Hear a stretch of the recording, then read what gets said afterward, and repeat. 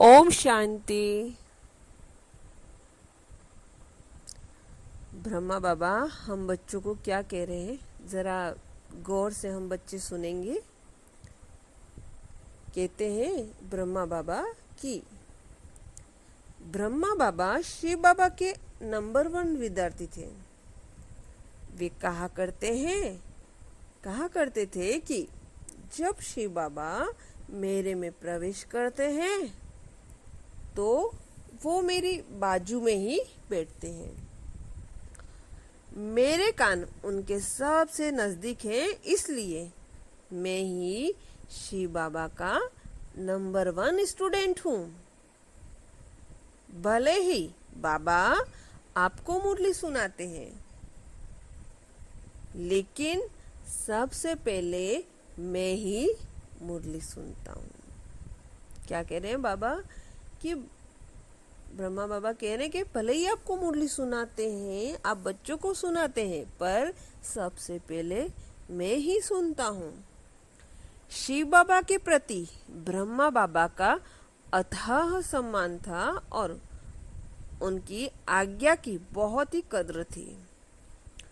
बाबा अपनी आंतरिक अनुभूतियों से और विचार सागर मंथन से भरपूर हो जाते थे और शिव बाबा की मुरली पूरी होने के बाद तुरंत ब्रह्मा बाबा अपने कमरे में जाते थे और दादी प्रकाशमणि जी, दादी मनमोहनी जी, भ्राता जगदीश चंद्र जी और मुंबई से रहने वाले हम लोगों में से कुछ भाई बहनों को पत्र लिखते थे। उन पत्रों में बाबा उन पॉइंट पर ध्यान खिंचवाते थे जो उस दिन की मुरली में विशेष और नई पॉइंट होती थी।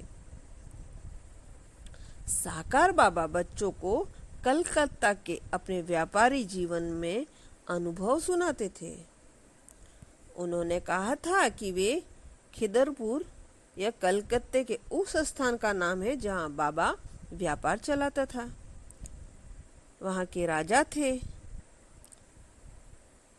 उस समय के राजाओं और राजघरानों के साथ बाबा का बहुत अच्छा संबंध और लेन देन था। शाही परिवार के साथ बैठकर फुटबॉल, क्रिकेट आदि देखते थे।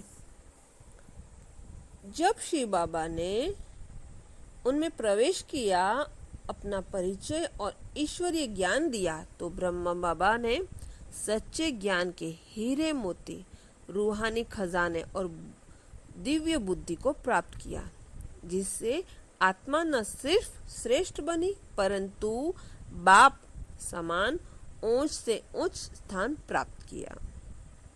यह कार्य न केवल असामान्य है बल्कि विश्व में अनोखा भी है।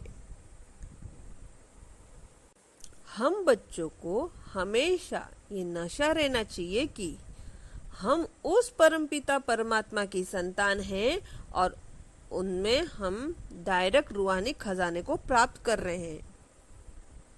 बाबा का रूहानी नशा देखने में आता था। आप बाबा का कोई भी फोटो देखिए तो इस बात को अनुभव जरूर होगा। बाबा के चित्र या फोटो में हमें क्या दिखाई पड़ता है?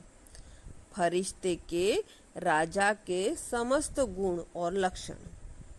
जब बाबा लौकिक में थे तब कई राजा भी बाबा से कहते थे कि लखी बाबू, आपको राजा बनना चाहिए था ना।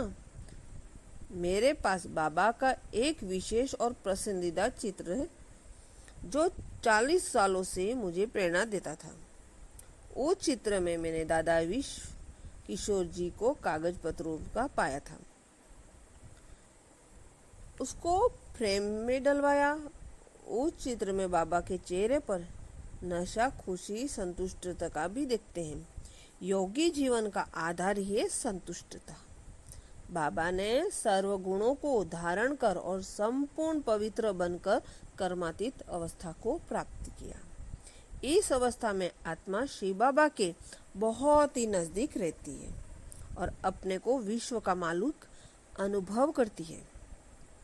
बाबा ने यह भी कहा कि जब आत्मा संपूर्ण पवित्र हो जाती है तो प्रकृति उसकी दासी बन जाती है और वो एक बड़ा जनरल फौजी अफसर बन जाती है। फरिश्तों का राजा वो है जो सब पर उपकार करता है। बाबा हमेशा सबके उपकार और सत्कारी बनकर रहे हैं, न कि निर्णायक। बाबा दिन रात बच्चों के कल्याण और उत्थान के बारे में ही सोचते रहे और उनका कार्य करते रहे। उन्होंने न केवल ब्राह्मण परिवार के उत्थान के बारे में सोचा, परंतु समस्त विश्व कल्याण के प्रति बहुत सोचा था और सेवा भी किया करते थे। ब्रह्मा बाबा ब्राह्मणों के लिए आदर्श मार्ग प्रदीप हैं। फरिश्ते के सर्वगुणों, योग्यताओं, सादगी, सरलता, शालीनता और दिव्यता के भी उनमें दिखते थे। शिव बाबा कहते हैं, फॉलो फादर। ब्रह्मा बाबा ने पिता और माता का डबल पार्ट बजाया।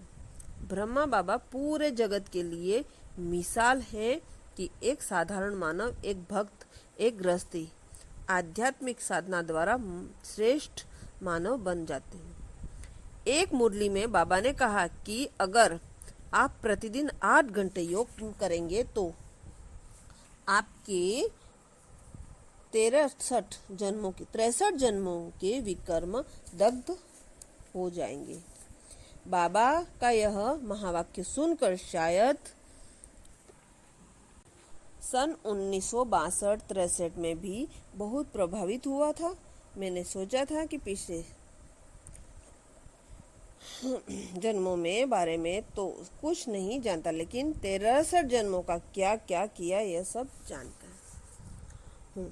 मैंने अपने कर्मों का हिसाब किताब तैयार किया ताकि उनके दग्ध करने की कोशिश करूं। 1 महीने तक मैंने राजा 8 घंटे योग 1 घंटे रोज मैंने 8 घंटे योग किया। सुबह 4 बजे से 8 बजे तक, रात्रि 8 से 12 बजे तक। बाबा जानते थे कि अगर 8 घंटे योग करना है तो उसके लिए 24 घंटे ध्यान रखना पड़ेगा, तैयारी करनी पड़ेगी। बाबा की इस बात के पीछे का रहस्य, इसको मैंने जान लिया। बाबा हमें अभी भी देवता बनाना चाहते हैं। देवताई गुण और संस्कारों को सहज रूप से हमारे में देखना चाहते हैं। हमें अभी ही सतयुगी देवी संस्कारों को धारण करना चाहिए।